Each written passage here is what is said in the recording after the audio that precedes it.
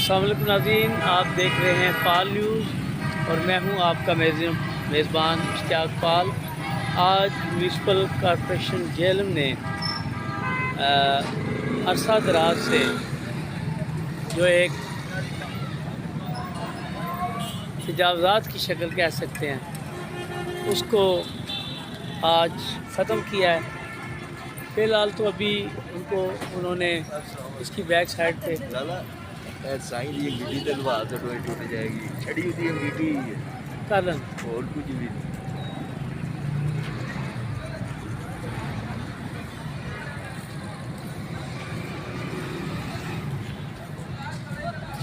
मेरा कोई बंदा नाल